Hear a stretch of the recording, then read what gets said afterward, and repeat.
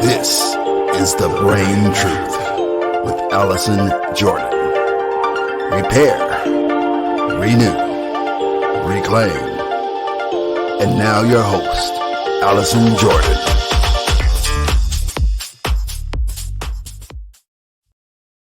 Hi, Brain Jazz!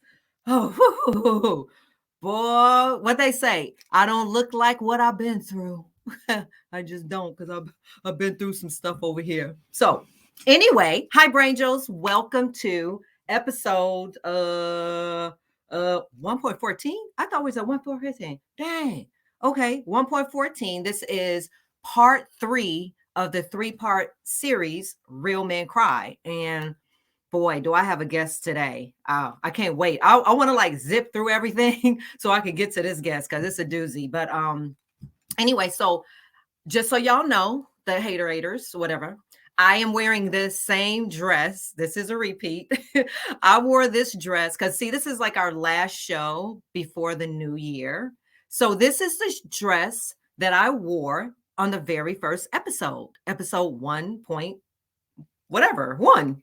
And you guys can see it on thebraintruth.com and see that I'm wearing this dress. So you don't have to call me out. And the only reason I'm wearing it because I want to finish how I started, and we've come such a long way. So it's actually a little tighter than when I wore it 14 weeks ago. So I think I got to do this 21-day diet. But anyway, okay, so let's get into the sponsors. Okay, Swabs and Swirls. I have to say a little something about it. Here's our email, swabsandswirls@gmail.com. Please write this down. As you know, Dr. Rita and I started a company called Swabs and Swirls. We do free COVID testing, and we are slam, but we're good slam. We will come to your house if you have more than 5 or 10 people, or you can come pick it up. But there's more information coming, so email us so we can get your information. As we know, people are out here. This variant is kind of rapidly going, and so a lot of people are having New Year's Eve parties. Let us test, please. We did a party of 20 people for Christmas, and about 15 of them came back positive. So he had to cancel his Christmas, but better safe than sorry. So please, swabsandswirls@gmail.com. Get in touch with us. Schedule a mobile COVID testing. It's free, everybody. It's free. Okay. So the rest of our sponsors are Dr. Rita Lifestyle, NAMI South Chicago, River Edge Hospital, Epic Arts and Entertainment, Patch Party Club, the Brain Truth for Ghana. Remember, that's where you get your CBD products, D-Champs, the American Foundation for Suicide Prevention, and then our newest sponsor, Walsh Generational Wealth and Nexa, the mortgage calculator. So our newest sponsor, Darius Walls of Generational Wealth Team Nexa and the mortgage calculator, is actually in the building with us on today's show. And he wants to talk a little bit about his companies and how they can help us gain financial freedom. So I want to bring on my sponsor, Darius. Hi, Darius. Hey, how are you? I'm good. Hello, First of all, thank you so much. You don't understand what your sponsorship does for this show.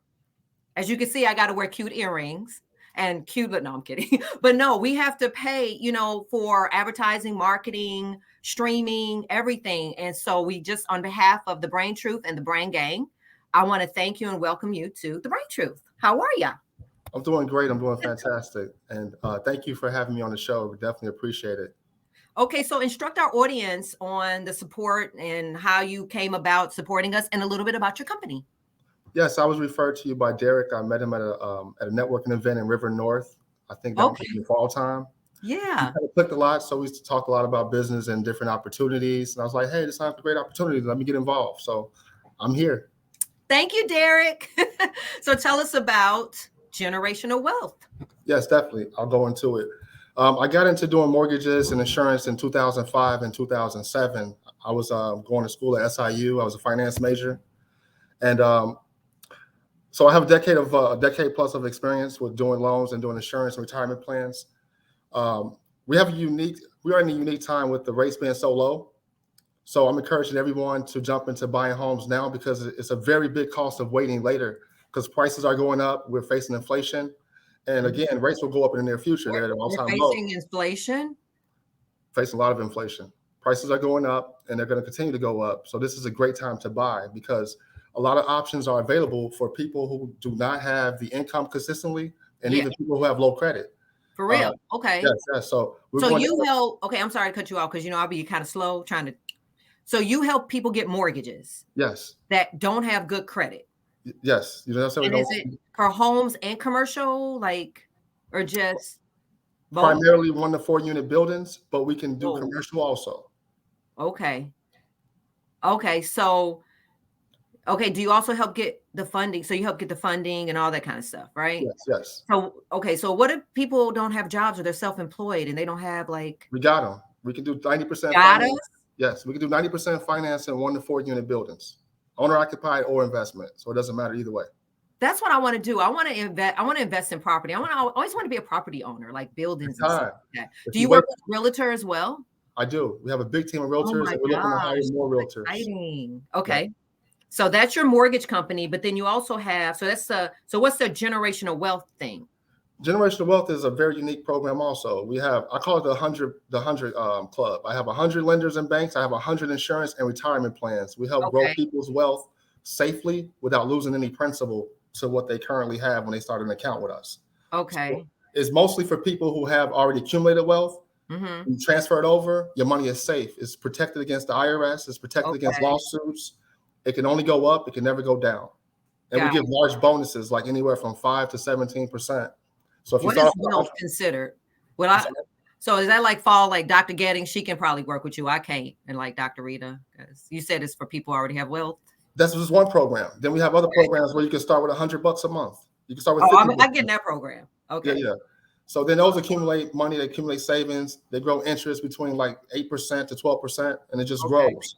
And it comes with living benefits like critical illness, chronic illness, terminal illness. Yep. So it's very, very crucial that people tap into these programs while they're here, because they're tax sheltered and they protect you against lawsuits if someone sues you, or if you hit somebody in a car accident and you cause more than your limits on your insurance policy, or if you have children and they cause damage, you need to have that coverage. So definitely need that.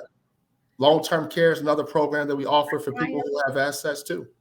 So wow. That's a lot. You're doing a lot. You're doing a lot of incredible stuff. And I was talking to I saw Brian Kimbrough, who just came up, who I think I wanted you to introduce. I'm going to introduce you guys because he does the credit stuff. Just because you don't do credit, right? But you need. I have a couple companies, but I don't really work with them too often. You need to work with this one very often. I do need. I'm going to do a connection because once I get my credit repaired from Brian, I'm gonna come to you, and then I'm gonna buy my building, and then when I get the money, like Dr. Gettings and Dr. Rita, then I'm going to go ahead and be a part of the wealth stuff. That's my trajectory, and that's what I need everybody. Because I was saying when I started doing the credit for, tell him Vera said hi. You know Vera Giles Norris? I do. Yes. Isn't she a beast? Yes, she is. Missing. We go back a long way. The missing people, the missing lost, missing. I don't know the title. Remember, she goes out and she finds people that's missing. She does now? I didn't know she was doing that. She's an international superstar on Facebook. She finds missing kids. Are you okay? Wow. Anyway, we're going off subject. I know she's in finance like me though. Sad-eye me. Oh my goodness, my phone about to die. Anyway, I was talking about my son, and I was like, I feel bad that I did not teach him, financial literacy. So this is perfect. And do you have workshops and missing, please come home. Right. Global alert. That's what she do. Boy, get ready. Oh, wow. Come on. So do you have any workshops that people can get in touch with? Is there anything that we can follow up and so we can continue this? Well, one thing is one-on-one consultations helps. I'm doing Zoom calls weekly, starting the first or second week of next year. Okay. But I'll also be doing dinner meetings where we'll be discussing how people can manage their money and pick the right programs so they can grow their money the right way. Okay, so do you have an email or how do people get in touch with you? Well, you know what? I have one better. Go to thebraintruth.com, click on his logos on our website, and you can link directly with you because we have the links on our website to you. And then we can schedule a really cool workshop. Welcome you to come back if we get some success stories in the new year. How about that?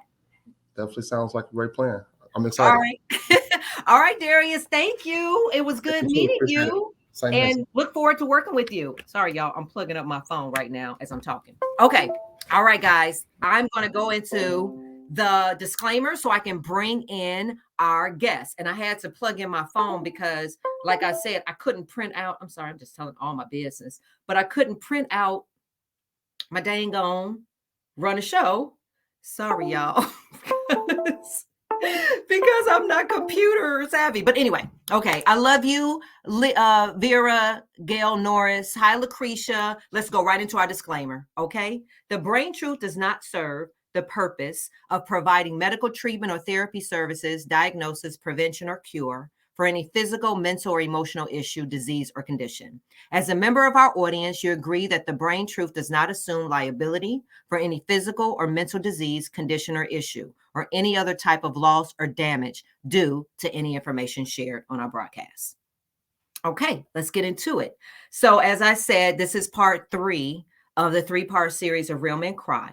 And this has been such an amazing and impactful series. Last week, we did one on porn addiction and sex addiction. Again, you can catch all of our episodes at thebraintruth.com, thebraintruth.com.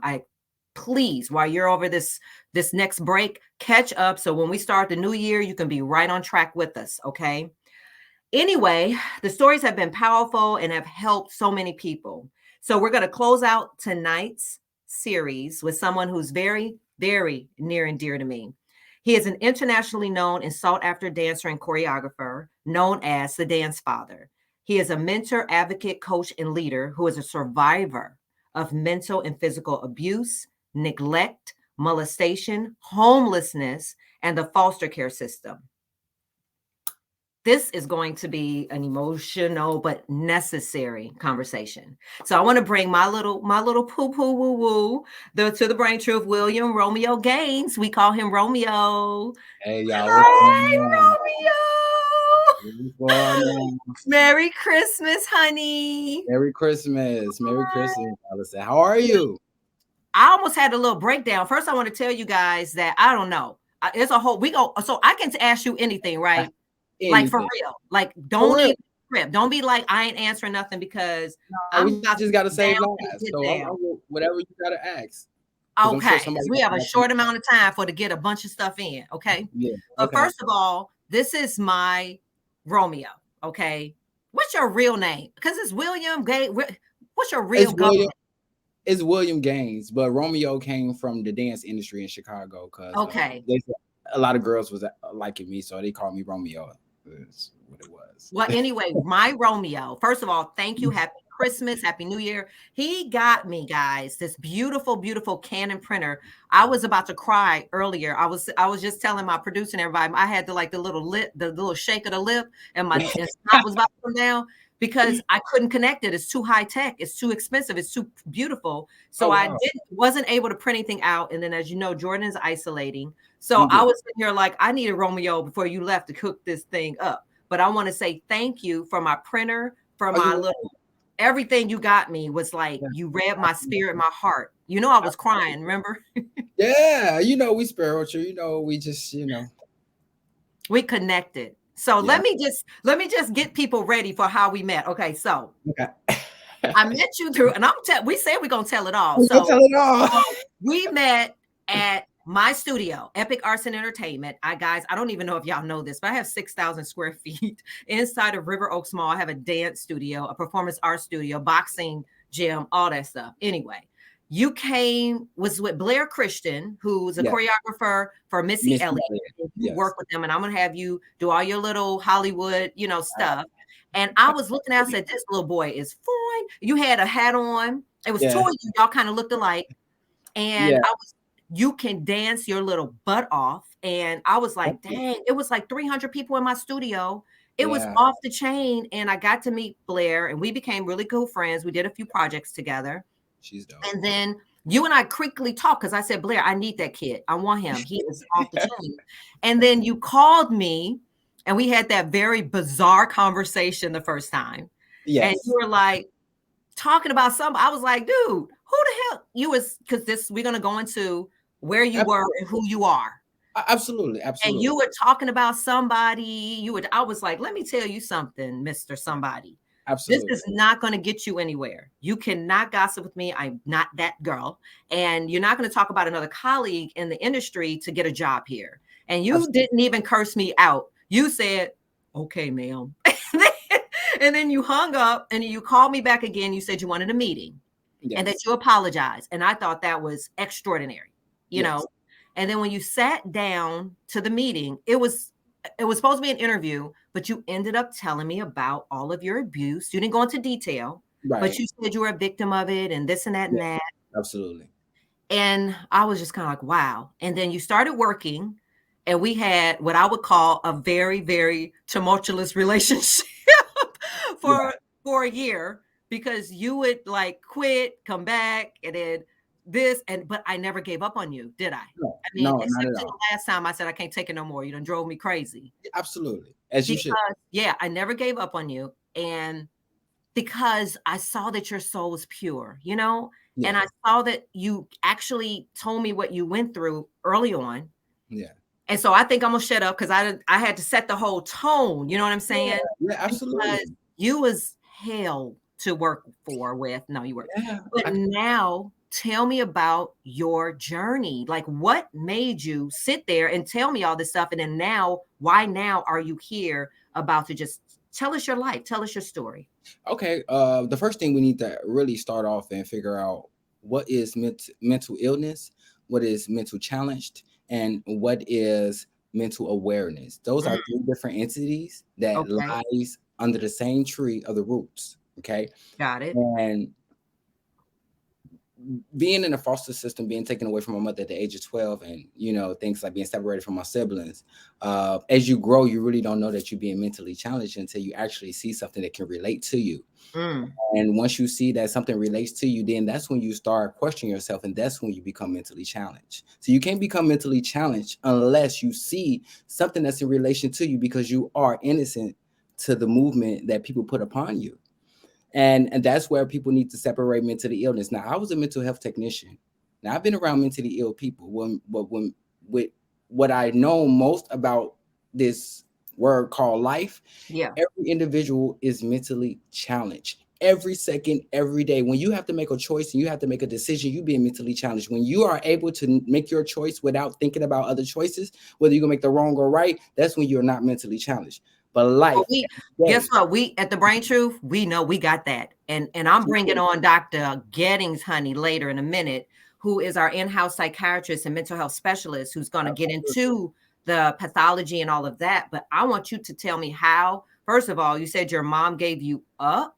No, she didn't give us up. Tell me that story. She had a real bad drug addiction that she couldn't shake for nothing. Okay. And she would lay in the bed, energyless, and just it was stressful. So I would cook for my siblings. It's my book too. My book is called Foster Child Drama. Okay. I would cook for my siblings and things like that, but I didn't know what was going on. So I didn't know if I was mentally challenged or what, or mentally ill. But you went into the foster home without your siblings, by yourself. Yeah, when I went to the foster homes, that was really challenging. And this where I found out, this where it goes back to you saying I'm always running away, I'm always leaving you. Yes. That's because when I was in foster homes, I was molested. I would always run away.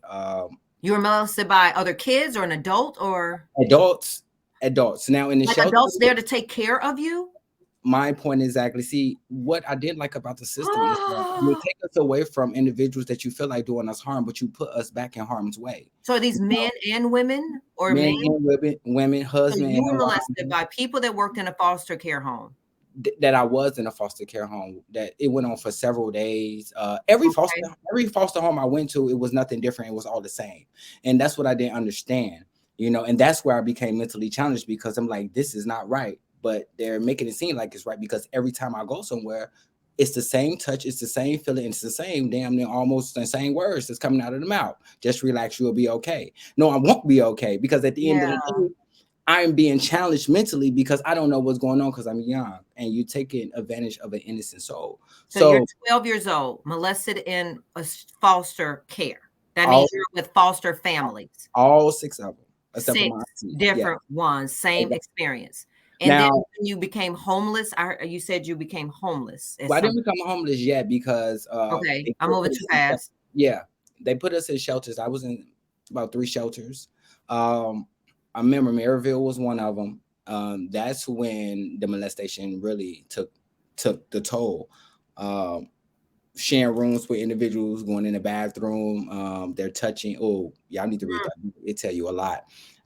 I'm crying. I'm having breakdowns, outbursts, and things like that. So I ran away.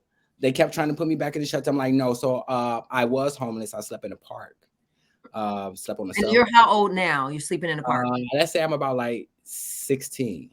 So from the age of 12 to 16, you were molested in every group home. That's a long time. Wow. And in the shelters, and every shelter. So the last time they took me back to the Maryville, that was I didn't get touched then, because at this point now I'm defending myself, because I am, what they say, aware. I'm mentally aware of what's going on now. So you're a ward of the state? Like they're putting you in these different homes, so it wasn't work.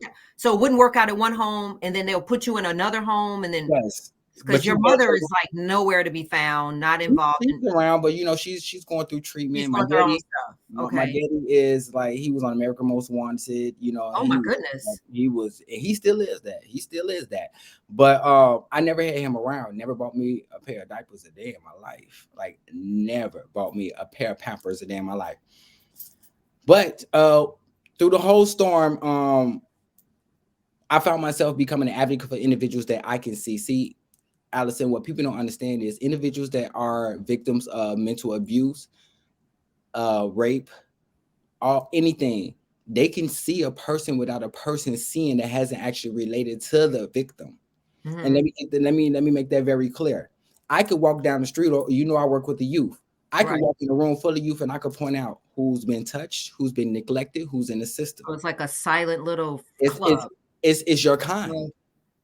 How can you identify it? Is it the look? Is there demeanor? Or yes, it's your kind. You can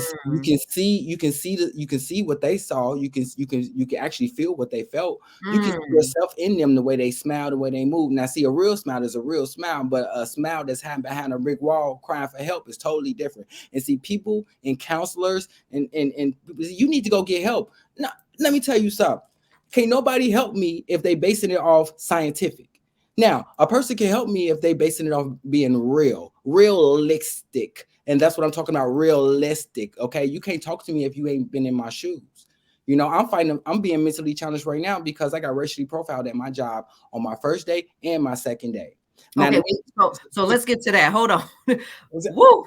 Okay. I got a lot to say. So you're gonna need about 5 shows. I know. You're gonna have a lot, and my head is itching. I'm getting hot. I'm getting a hot flash. Okay, so you became homeless and you lived in a homeless shelter. How was that experience? Nasty, very nasty, especially with a young individual that's attractive, kind of like soft features in the face, and and you have all these pedophiles, you have all these people preying on your innocence. Still sexual, yes. molested, raped, or not in the shelter, because at this point I'm fighting for what's mine now, because so you now are aware that this is not right. I don't like this. So you're becoming, that's where the defensive stuff. Okay, and then so after you left the shelter, then what? How old are you now? When I left the shelter, let's say I'm about like 17. That's when I became I actually ran away to a friend that was close to the group home. Her mother took me in. No problems there. But they had to go to Minnesota. So I'm like, I can't go. I got to find my brothers and sisters. When I get a certain age, I'm gonna take them. So I asked another friend, can their parents take me? So they parents adopted me and took me in with no money. But then there was problems there as well. Sometimes you think the home is the perfect home, but something then is really not at the end. What happened? Oh gosh. Okay. So let's just say like being in high school, being out the shelter, the foster home system for a minute, not encountering any molestation or touching or whatnot. But you got to remember, the thought is still there. It's a mental mind thing. Okay. And I'm not scared to say, I most definitely got introduced by a guy on his own without any force. And by this time, the crazy thing about the situation is I didn't even think once or think twice. I just actually went for it. And right there, that was a mental challenge for me, because at the end of the day, I know what I like. I like girls. I was bringing girls in the house, 40 going north. Like, you know, Yeah. you better stop, boy. You go catch some, you Yeah. know. But at that time, when that person came to me, but it wasn't aggressive, for some reason, It was love. It was tender and loving. So you thought it was. I don't think it was love. I think Oh. I didn't even know them like that. I just think that, you know, it was just I think that it was just too, I think it was just like the opportunity presented itself, and it wasn't forced upon me, and it's just like, hey, let me see how it goes the right way. I guess that makes sense, you know. It carried on for quite some time, but you know, I still was being mentally challenged because I didn't want to be with that guy. I still wanted to be with the girls, and it was just a whole bunch. But moving forward, my family found out that I got kicked out. It was mentally challenged because my foster mom started actually dating the guy. Absolutely. Okay, so Yeah. That's what I'm saying. It's a lot. I've been through. Oh, my head why does my head keep itching? And you scratching your head? I'm scratching mine. Okay, so because I know that when I met you, you were identifying yourself as bisexual. Yeah. Or gay. You're bisexual. I've always known you to be bisexual. Well, I was. But now you're not. I was living my life. Let me put it that way. You're just that I was free. bisexual. I moved off vibes. Fluid. They call that fluid, right? Yeah, fluid. So okay, which you know, hey, we're not in no kind of judge. I didn't care. Oh, now you're in the most beautiful relationship with your fiance, who's gorgeous. Is she nearby? She's so gorgeous. No, she's in the room. But my problem is that this is where I get sad, because this is one woman that loved me unconditionally, and stuff. I was for the cuss, like you say shit, but stuff that I went through, which y'all will know everything eventually one day. But I've inflicted upon her. Are you serious? When you told me that I continuously ran away from you, I ran away from you because I was scared. I was scared that I wasn't going to love. I had so much pain on her because I was so used to being alone. Yeah. Being mentally abused in so many ways, to where I can't do nothing but look at her and smile and be grateful for her, because she was strong. She was strong. And when I thought wasn't nothing wrong with me, it was something wrong with me. You know, but I couldn't identify it because I was always alone. But when I got with her, I can see how this mental abuse put me in this dark place. Yeah. So one is exempt from my anger, my attitude, the way I move. It made me so selfish, so stubborn, so one-sided, to the fact that I had to see how I was hurting this girl that actually really loved me. Loved you. You brought her to the studio, and it was literally like your posture was different, you know? And you know, that's my baby, you know? Yeah. And I watched you out the window. Let me tell you something. First of all, thank you so much for just being so open. I love you. I really do love you. You know, I loved you for a long time, right? Yes. I didn't give up on you. I'll never give up on you. Never. And I'm glad you did, because I was mentally challenged, and wasn't aware that I was making people look at me as if I can't fulfill a need or fulfill a duty. But when one thing go wrong, the only thing I knew what to do was to run away. That's all. You were running away from classes that was waiting 50 kids. I was like, wait a minute, what do you mean Romeo is gone? What do you mean he's not? You know, and I still forgave you, and I'm going to continue. And because you have a pure soul. And I think if people know anything about God and how God works, and that's what brought you here today. And I saw you out the window. I was being nosy, because you know you're TT nosy. Absolutely. I was watching you when you guys left and dropped off the gift. I was peeking out the little blinds, and I saw the way you handled her. Yes. I saw the way you handled her. It was so loving and so beautiful. And you held her hand, and as y'all know, she gonna have a baby. Yes, she is. Your father, and I saw that, you know, and that's who you are today. Yes, I'm so Nobody, you didn't know I was watching, and that's when things are no. at its most authentic and real. Is that I saw it. Yeah, man, I owe her the world. Like I said, like I made Mm. this woman cry. Wow. I used reverse psychology on her. Wow. Like reverse back to you. Like y'all need to hear my stories though, because I know we ain't got enough time. So go You ahead. do. I'm going to be bringing in 2 minutes. I'm going to be bringing Dr. Gettings on. Oh, hi. That's my mom. You met my mom, Pastor Jeanette.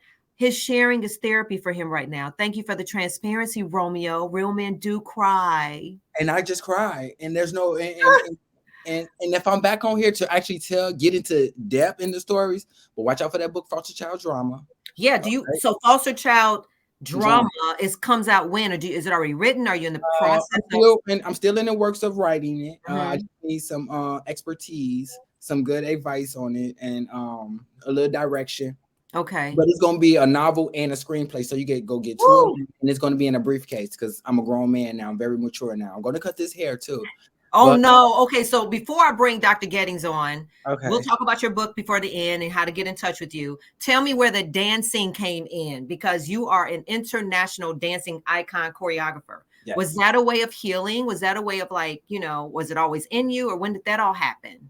Oh, that started when my mama used to step with me in the living room, like at the age of 9 or 8. Oh, And she used to put on the dusties and we used to step and she slow jams. I remember that V96 was the favorite station that I used right. I remember V96. to, Oh yeah, my goodness, that V96. old. And we used to How old dub. are you? How old are you? I'm not gonna tell. I How can't old are tell. you, 'Cause baby? I was Are trying you to 30 get something? Oh, okay. no, You it's tell me not later. that. Never It's mind. a show that I'm trying to get I on. know. Okay. You And 23. You 23. when they know my age and when they look at me, they're gonna be You can flabbergasted. stop talking about it. Absolutely. Okay, so tell me how many people you done work with. How many people you done choreograph with? Give me the lowdown. Celebrity wise, about like 4 to 5. 4 to 5. I was Who mentally, are they? yeah. I got a setback trying to give back to some individuals in Chicago, and they Okay. used me. That put them. I wanted to commit suicide at one point. Coming back home, thinking my friends was the same. So Yeah. when did you want to, and we don't say commit suicide, American Foundation of Suicide Prevention is a sponsor, and we don't say commit suicide because you commit crimes.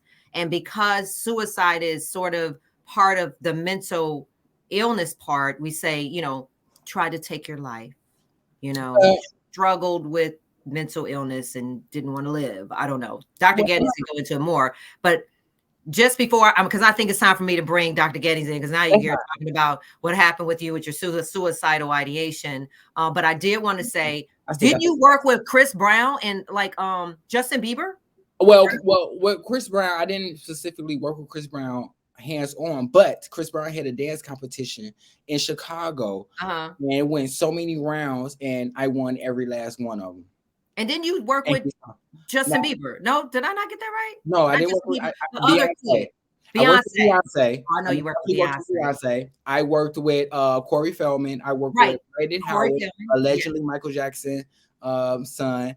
That's how I met Corey Feldman. I actually was on True TV. I worked with Nigel. What's that dude? Harry from Glee, Chili from TLC. Everybody. And Drew, you work with my sister too, and I didn't even know that. And I worked with your radio station. Absolutely. And she was like, talking to Romeo, he worked with me. I'm like, wait a minute, where was I? I've been managing you. When did that happen? Absolutely. You work with, and you are literally, I believe, and I'm not just saying this because you're my little nephew and I love you. Right. One of the best dancers and choreographers I think I've ever seen. And I know Hollywood. And I'm from Hollywood. You are a beast. Thank you so kindly. Thank you. And I'm trying to spread that. And I'm trying to spread mental awareness. And I'm trying to reach out to the community because I want to build a dormitory to let everybody know that we all are the same. There's no secret. You're going to do in this season. You're going to do everything because your authenticity is here and it's time. So let me bring on, because I'm getting hot. My scalp is itching. Let me bring on our in-house psychiatrist, one of our brain gang, my sidekick, Dr. Natasha Gettings. Girl, I know she's been back there like, I can't wait to see her face when it pop on. There you go. Help me, Dr. Gettins. Help me, Dr. Gettins. My head itching, my hair messing up. This Hi, is Dr. Gettins. everybody. This is my baby, Willie Will Gaines Romeo. How are you? Hi, Romeo. It's so nice to meet you. And I'm so happy that you're here this evening sharing with our audience, myself, just everybody who's listening, everything that you've lived through and survived. And you look, just in the small amount that you shared, really hit some points with me because, I'm not just an adult psychiatrist, I'm a child psychiatrist. So I've spent a lot of time working with the foster care system. I've worked with children in Maryville. I've watched what happens in the foster care system, especially with the abuse and the trauma. And like you said, you're removing children from a reportedly abusive environment, separating them, that's traumatic, and then putting them in these unfamiliar environments, oftentimes with people who are just there to exploit them and get a check and not provide them with a healthy home. So I don't even think people in our audience understand how big of a problem this is. And even when you talk about homelessness, how once you age out of the system, resources are not available to you. 50% of our homeless population has been in the foster care system at one point in time. 50%? 50% of our homeless population have been in the foster care system. And I've watched children, now that we're not telling our age, but now that I have the opportunity to actually watch children grow through the system and see what happens, it's just, it's terrible. It's terrible. And all of the things that he said times 10 happen on a daily basis, from sexual abuse to neglect to emotional abuse, verbal abuse, all of it. And how did he get away with this? Where are the parameters? Why anybody can just be a foster parent? Honestly, I don't know the criteria to become a foster parent. Working in inpatient psychiatric units, a lot of times you'll have children that come in who've been removed from a home and they need to be acutely stabilized on an inpatient unit, or that's where they have to stay for a certain period of time, sometimes months. It's really sad.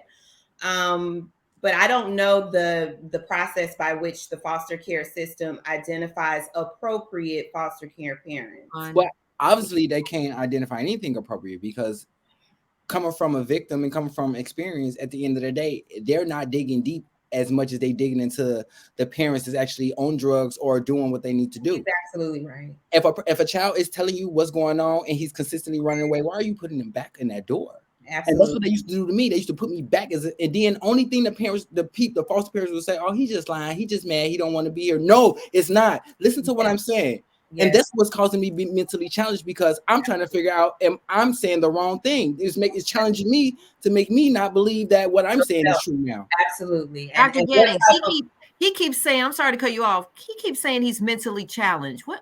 I'm gonna tell you why I say that. I'm gonna tell you why I say that, because I don't follow form. I'm from Z to A, not A to Z. All right. Being mentally awareness for me is being aware that I have a mental issue. Being mentally challenged to me means that I can't make a decision. I'm unaware of what's going on. So now I'm challenged because I can't make a decision. And being mentally ill to me is actually being diagnosed as an individual that is mentally ill completely. I was a mental health technician, so that's like on the verge of crazy, but not crazy, I should say. But at the end of the day, like I said, there's 3 entities that lay under one foundation of a tree.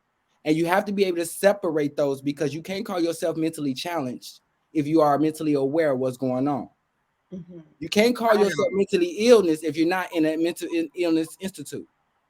Okay. That's how I look at it. Yeah, and I kind of heard you walk through those 3 terms. It was like the first thing that I wrote on my paper, just listening to you. Mental illness, mental awareness, mentally challenged. What it sounded like to me was you really walking through all of that exposure to pain and trauma and how you made sense of it through that process. It Mm. was okay. He mentioned being mentally challenged in these homes and described what a challenge is. It's when you're in a situation where you've got this stressor, you have to make a decision, you have to figure it out, you basically have to problem solve. He was saying that mental awareness is when you're to a place where you understand that's what you have been faced with, almost kind of like you're on the other side. I think the mental illness piece, he just kind of helped me understand where he's kind of separating a actual diagnosis that has come from a medical professional or otherwise. That's how he's kind of compartmentalized and identified these different processes. Got it. My, that's why I got Dr. Getting. See, she know how to break it down and make sense of it. So so I think but I mean, like, let's think about him being 12. Like, think about you being 12. Yeah. You're the heartbreak, right? Let's just go with the heartbreak of the breakdown of your family. I'm losing my mom. I'm losing my siblings. Like my auntie that called DCFS on my mom, and that's what messed me up later down the road when I found out is your family. And do you think, I mean, at this point, do you blame her? Do you think that she was really concerned about your safety? Like, what do you think led her to do that? Honestly, siblings, I don't know how my mom and sister grew up, but I know that they wasn't close. Some of it could have came out of jealousy. You know, my auntie wasn't able to have kids at first, so she thought. My mom was. So there's something right there. And then, you know, my sister got alopecia. She lost her hair. We thought my auntie did that to her. So it's just, you really. So you didn't trust her motive at this point. It was like, we don't know if it was really about helping you be in a safer place. It wasn't about us. It was about them. Okay. And she forgot that there was us. And so yeah. So, but going back to like how you describe being 12, being separated, and how you talk about the cycle or the repeat behavior of running. Once you are forced to detach from someone you've attached to, someone you stepping in the living room with, your mom who you love, regardless of her challenges.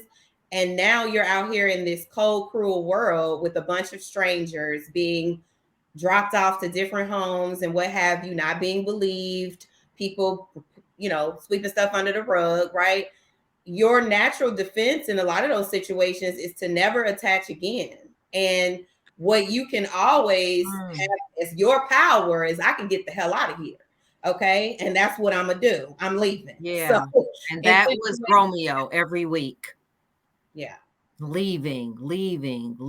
But I knew he was hurting.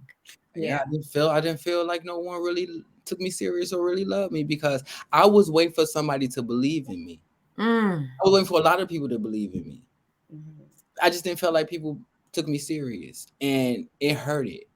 And when you see symptoms from the past, whether it's from people in the future, those symptoms that you see upon these new individuals that you felt back then it caused me to run away.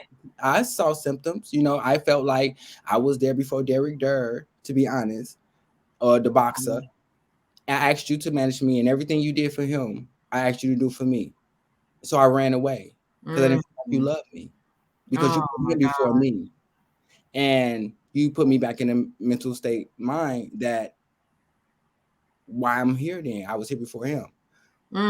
Just because we're talking about a lot of stuff because I want you to understand why I kept running away from you because I didn't think you believed in me.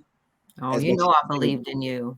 And Derek came You're in. You're a dancer. He's a boxer. So but he was getting all this promotion. I'm just like, what? No, I was here. Dude, move. You know, but that caused me to be like, no. But it's a lot of things that cause people to do things. But now I'm in a better place because I know TT didn't mean it. You know what I'm saying? It was just my defense mode of what the past reflecting back and making me think being challenged, making me think that this is what it is when the solution clearly is not what it is. So question, I have a question I want to ask real quick. Eric Durr says, I'm sorry. It's okay. It was not you. It was TT. When you just said, listen to what he just said. He said, when you all were talking about what was going on when you were running, he said, I felt like people didn't take me seriously. I feel like people didn't believe in me. And go back to that child who needed people to take him seriously, who needed people to believe him. And so then you take that and you put it on these new situations. So my question would be, do you think the perception that she didn't believe in you was distorted based on your past? Or like, what signs would you have needed in any, not just in this situation, but just right now in life, right? Like, what actually assures you at this point in your journey that the person truly does believe in you? Like, how do you believe it and know it? Well, you know, my agent didn't waste no time in LA. When he saw talent, he got me gigs. That's believing in the person, not letting them linger on for your benefits. Not saying, you know what I'm saying? That's how you identify whether you value somebody or somebody just holding you on for their better self. And in the industry, I have been used before. You know, I wrote a TV show about choreographers being taken away from me, used. I've been manipulated before. You know, it's okay. But for you to know that somebody have your best interests at heart, they're not gonna let no talent linger around them. They're gonna put that bad boy to use because they're gonna want money too.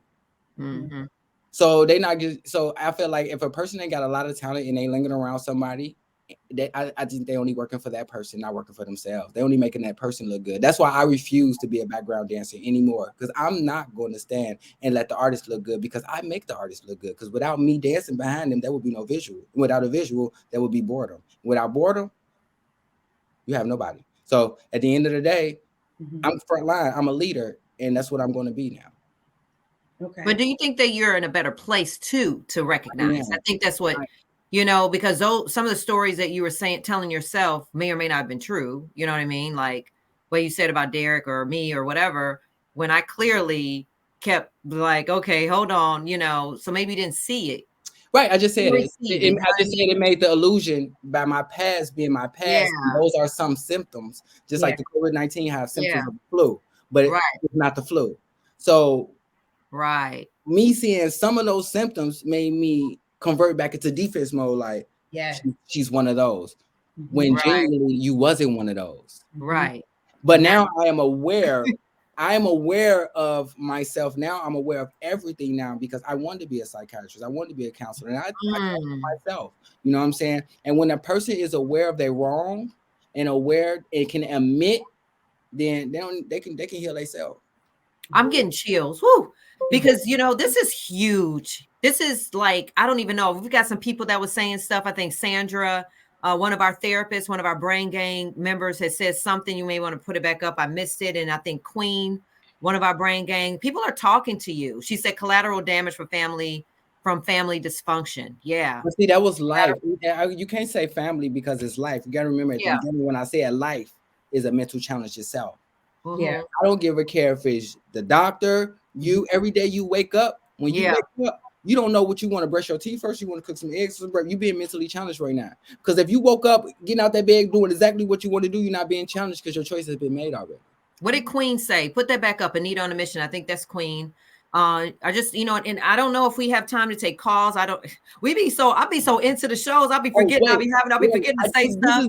My heart is full. Thank you for sharing. Her heart is full. This is a really spiritual sister right here. Let me tell you right now, COVID-19, we all being mentally challenged right now. And the reason why I say that is because we don't know if the vaccine is good or it's bad. Right. And what we hearing make us reiterate our thoughts. What we have in our mind confirmed already. Once we hear something else, we go back and change our thoughts. We being mentally challenged right now. It's like it's driving us crazy because we don't know what to believe. That's why I say life itself is mentally challenged. Yes.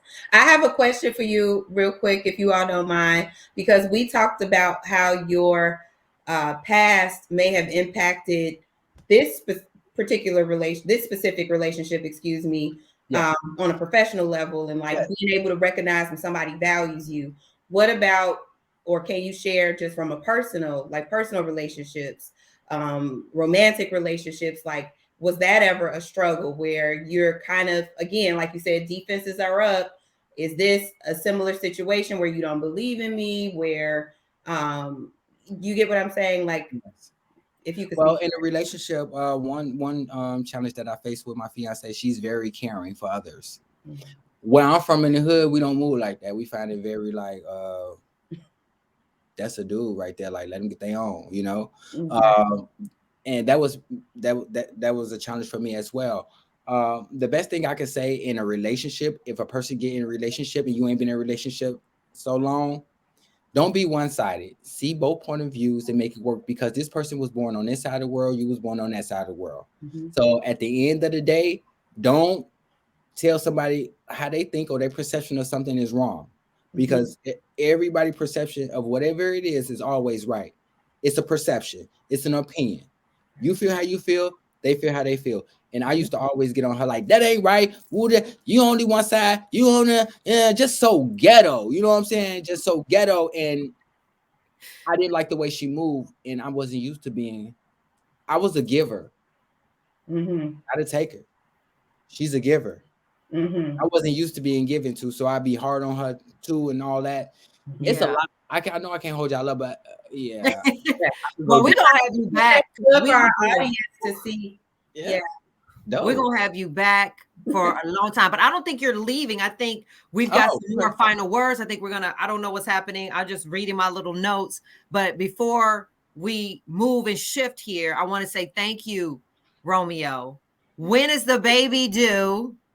The baby due the first week of March, supposedly, but she like trying to come out now though. For real? Oh, that baby. What do you mean? Do I need to call Dr. Rita McGuire? I don't know. You about to have a baby? Yeah, that baby. I moved to the right. She moved to the right. She don't want me leaving nowhere. Do you know what you're having? Or are you gonna have like a gender what? We're having a girl. Her name's Laura. You know, we had twins, but we had a miscarriage. Right. I'm sorry about that. I heard That's about cool. that. Laura Kim Gaines. I can't articulate the Korean name. It's like Dong Hyun. I'm still trying to get that together. Are you going to teach? Is the child going to be bilingual? It's going to know Korean and what ghettoism? She gonna know ghetto. She really gonna know ghetto. She gonna know ghetto and Korean. Ghetto, Korean. Ghetto-rian. She gonna learn ghetto-rian. Everything. Okay. I want her to learn a lot.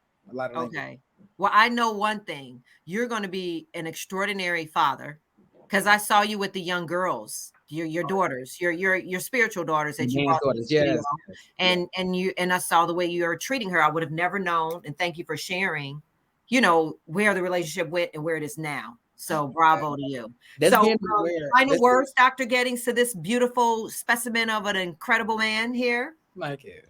Yes, I just want to say congratulations on your baby as well, and you in this new chapter in your life. And I'm so thankful for you just being transparent and sharing your time with us and just telling us everything that you've survived. Like you said, awareness is key.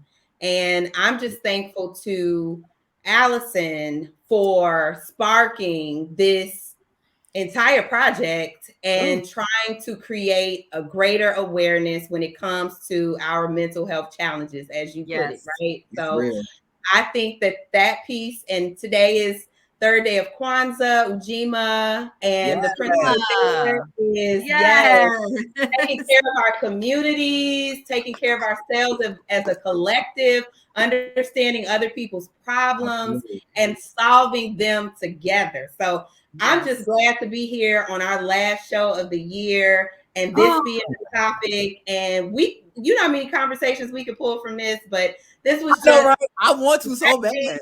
We got to have Romeo back to talk to guests. We got to have him join the brain gang. I personally have not heard this conversation. Like, I have been in the background of watching all of this foster care stuff. Nightmare is what I call it. But you don't hear a lot of conversations like this. So I just want to say thank you so much, Allison. And we've got some surprise guests, I believe. We also want to say thank you. And I believe they're coming on, surprise guests. Surprise guests. All right, so this is how we can reach Willie Gaines, dancer, choreographer, advocate. Please take this down at Willie Gaines, Willie Will Gaines, Facebook, and Willie Will _ create for you. Absolutely. Thank you, Romeo. You're welcome. Thanks for having me. This was fun. So does Romeo have to leave? Or can he stick around? I mean, Stick around. That's my boo-boo. yeah. Okay, What we doing? Have him stay. Yeah. Okay, who's coming on? Stephanie. Hi, yes, please, William. I'm trying to text to tell you, like, don't leave. This is for you too. So please stay on. Okay. Are you coming to surprise me? Because you said you weren't gonna come on. I know, I did. So You made that up. You said needed a little something to hip to surprise me. you. Yes. This is Stephanie Reynolds, my executive producer. Hi, everybody. Hi. So first, William, I wanted to just thank you so much for coming on the show. If I could come through the screen, I just want to give you a big old like mommy hug and just let you know how valuable, necessary, how just amazing you are. And I just pray that God just continues to lead you in your journey and that you're able to walk in all of the purpose he has for you, because there's so much greatness in you. So thank you for coming to share. And Allison, all of the Brain Gang, there's my babies. My baby, you know, my life, mommy life. So say hi. So all of the Brain Gang, you know, we started this kind of together where we all came on. And so as we're ending out the year, we just wanted to come on and just let you know, one, how appreciative we are of you for being obedient and for allowing God to lead you into purpose through your pain. This platform has been so powerful, so necessary for so many people in just so many ways. And so we just wanted you to know how much we love you, just to encourage you, encourage the audience. I think one of the running threads that has been through all of the shows is just how we're able to either allow pain to bury us or we allow it to empower us into a place of purpose. And so you are the epitome of that. Wow. You've had guests who have shown that. And as we close out the year, I just want to encourage the audience to, as we're going into 2022, 2021 has been a tough year in so many ways, but just to allow purpose to prevail in your lives and to know that your pain is not in vain and that there is purpose in it, there is power in it. And Allison, we love you. William. Oh my gosh. We love you. I love you. I love Dr. Getty. I mean, and so we are going to have the rest of the Brain Gang come in one by one and just kind of give you all some words of encouragement and love. So good night. We love you, and we'll let the next one come in. Thank you, Sandra. Hey, Allison. Hey, Dr. Gettings. Hey, Will, it's so sweet to meet you. I worked in the foster care industry for so long, and it's so good to hear that you came out on the other side with the insight that you have. And I feel, the journey that you went through, because I've seen it. I watched it. I watched being in foster care agencies where I'm like, you don't give psychological evaluations to foster parents. You just say okay because they're willing. And and it was very, very disturbing for me. The other side of that is the child care workers that are in the group homes are the lowest paid, least trained individuals. You can't expect somebody who's doesn't have their own stuff together to be able to take care of and nurture and love you in foster care or in a group home settings. I did my best to try to do that, and that was shunned. You can't love these. You can't show hugs and the things that y'all need, right? Y'all need somebody to believe in you. The things that you just said, young man, about somebody believing in you. And the key to that is that's trauma. Anytime you're pulled from your family of origin, it's traumatic. And your development stops right there. Your emotional development stops right there. So as you continue on in the system and people are not understanding why a 17-year-old is having an outbreak that looks like an 8-year-old, well, because you never healed the 8-year-old. You got an 8-year-old in a 17-year-old's body. And we don't treat these kids when they come into the system like they've been traumatized. So there's a lot of reform that needs to take place. And my push has always been treat these kids from day one. Day one, talk about mental health. Don't wait until they're 17 and you're frustrated because they've been running away.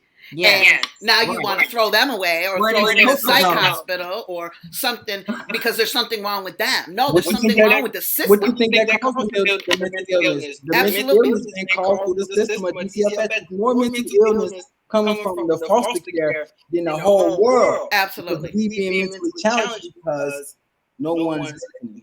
So congratulations on your baby. You're going to be an amazing father. And I hope that you continue to get help and healing along the way and use all of us as a support. You're part of our gang now. So we got you. And then I just want to say, Allison, as this year winds up, thank you so much for this opportunity. We connected from day one, and your heart. Yes, I can just tell from your spirit how this is genuine. This is authentic, and you have allowed me to meet other professionals, other wonderful women. Dr. Gaddings, love you. Love everything that you say on this show. You helped me, grow my own. As a clinician, just by listening to you, so I just appreciate the opportunity, and I'm looking forward to 2022 to see what the Brain Gang has to offer. Yes, we got some shows. We got some shows coming. Yes, we got that show coming. So I'll let the next Brain Gang person come in, and I love you. All right. Oh my God, that was really big what you said. How are you? Oh my gosh, I thought I was being left out. I was like, no, hey. Never. Well, congratulations for a great season so far. But Will, I want to thank you for being so transparent. My brother was a dancer. He danced on Broadway. He was. I didn't know that. Yeah, my brother attended Juilliard. So he was on Broadway. But your story was it was just so compelling to know, that your strength and God's covering over you has really brought you here to heal others, because your story heals others. Yes. I'm an OB-GYN, so if your wife needs anything from me, one of the number one OB-GYN, I am international celebrity. I will.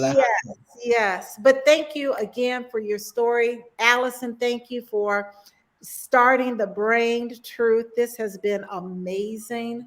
It is more to come. I'm excited for next year, 2022. I love you all. That's all I have to say. I love you. And you work all day delivering babies. So coming on here, thank you. I can't. I don't have no words, y'all. This is dope.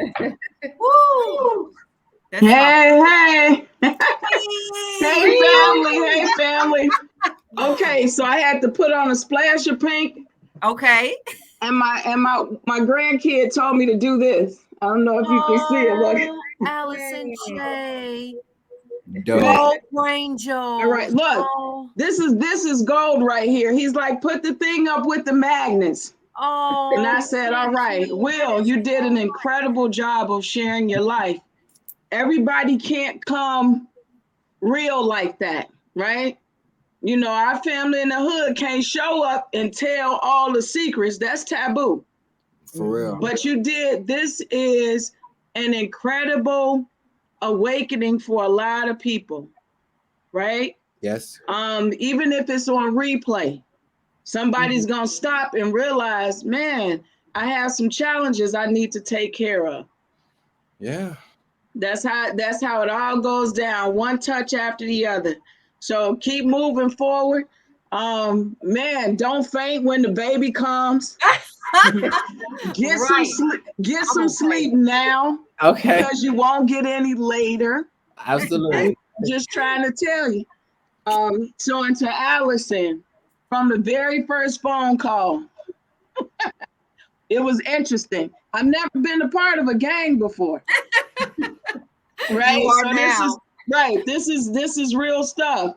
I truly appreciate the heartfelt call in from the very first phone call. I'm thinking this is a group of intense women, and I love it. These sisters are incredible. Yeah. Right? Everybody has a cape on underneath their pink wear. Wow. Trust and believe. And to Stephanie, Stephanie is a beast. Top of the line, right? Top of the No, line. she a beast to the 100th power. Yes. So I thank you for the vision. Thank you for just throwing it out there, right? For all of us to catch. Now it's a reality in all of our worlds, just from one phone call. So I thank you for that, ladies. You're going to be coming on the show next season. We're going to see a lot of Queen. We got some stuff going. We got some stuff. Look at my sign one more time, and I want to put it all the way up in the camera. Like, look, I don't know. Oh, I'm trying to make it even. Oh, I love it, love it. There it is. He said, "Stick them on there." So I love you guys, Brangels. I love you.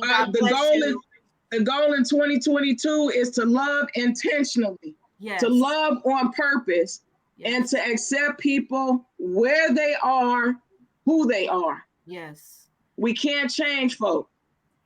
They have to do that themselves. Yes. But love is real.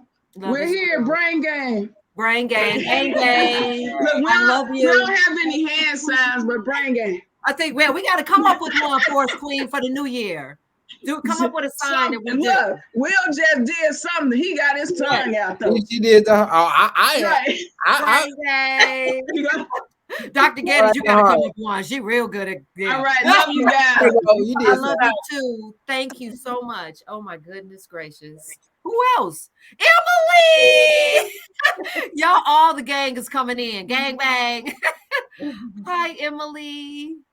It's another so all of these are the Brain Gang, Romeo, if you don't know. Yeah. They're part of so you follow, you know what they are. Okay. I'm mentally aware. She's muted. Unmute yourself, Emily. Okay. Hi, Emily. Unmute yourself. Unmute yourself. There you go. Sorry, I did not realize I was muted. Hey, everyone. Hey. I love technology. Will, thank you for sharing all of that. That's amazing. As someone who was adopted, I totally just everything you said resonated. It's very difficult, and I'm adopted. I've got 3 kids of my own. You're going to be an awesome dad. I don't have any daughters, so good luck. I don't have any insight to that, but I got 3 boys, so it's pretty fun. Thank you. And Emily is a therapist as well. So you were listening to the show, right? Yes. Was that pretty profound or what? Absolutely. Absolutely. Yeah. Being in the foster care system, getting taken away from everything, to, and passed around from person to person where you don't have any idea what's going on or what's been going on. It's a lot, but you overcame it. You see that a lot as well, right? I'm mind blown. I just absolutely. What are we gonna do? That's a whole nother thing I gotta put on my list. Oh, it's a lot to do. On my Angela Davis. Now, what we gonna do about that? The Brain Gang will be doing something about that as well. Yeah, that's mental. That's mental awareness. That's most definitely need to be pushed because that's where mental come from. The mental, right. Challenges and being mentally ill come from things like that. Yeah. Yeah.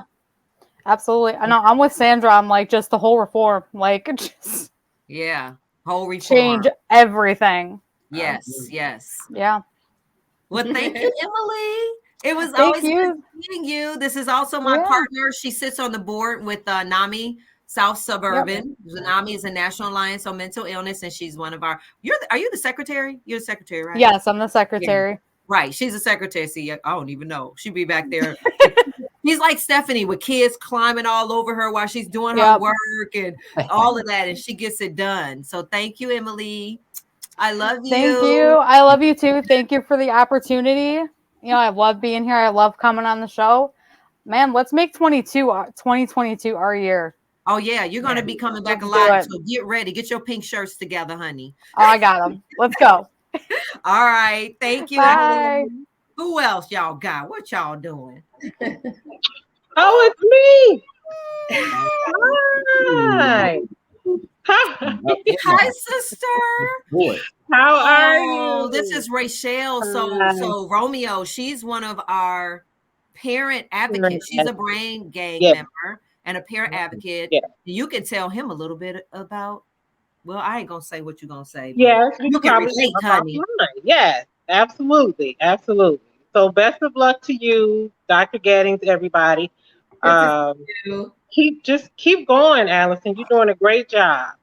We appreciate you. Thank you for choosing me as the parent advocate, and just keep telling your story because Thank you.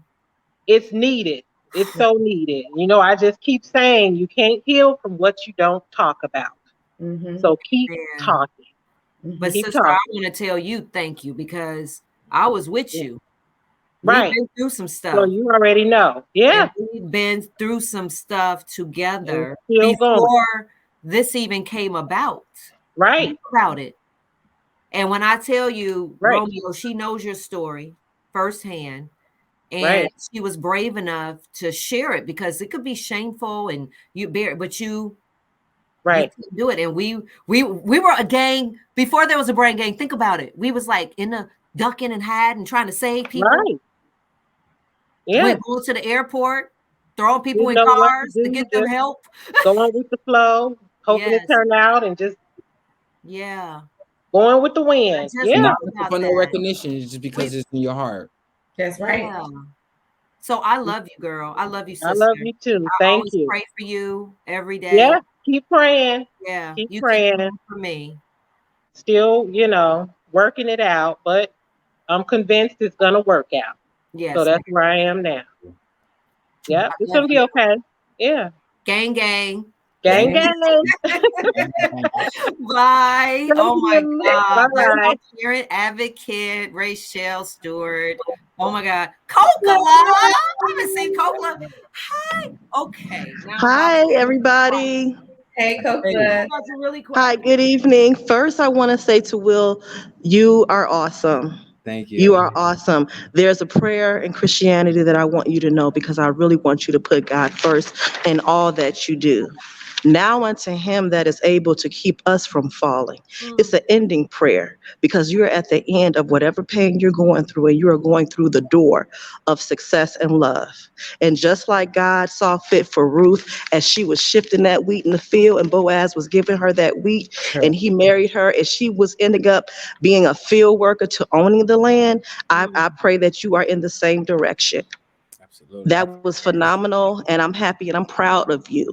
Allison, Oh God. I want to thank you for adhering to the charge that God has given you to manifest for God's children to see through your vision. Dreams come true. Thank you for being the example of faith, hope, love, and courage for us all to take on your higher calling. Your dream turned into a goal that became a plan and then action. And I thank God for that. You gave hope to those that were still praising and pursuing their dreams in the hallway while God was waiting on them to open the door. And I pray that God continue to bless you indeed and enlarge your territory, that you continue to touch the lives of God's children. Thank you. Man. I don't have anything to say because Kokla. That's so powerful. Kokla was responsible for the Brain Gang. Amen. She reached out to me after I did my first show. I don't know if you know this. And when I did my first show, I had all these messages, people telling me their story. I didn't want to exploit anybody. I didn't want to just have people on the show telling their stuff. That's why we have Dr. Geddes. I just don't want to hear your story, Romeo. Our whole goal is to tell your story, like Kokla said, and move people and get them well.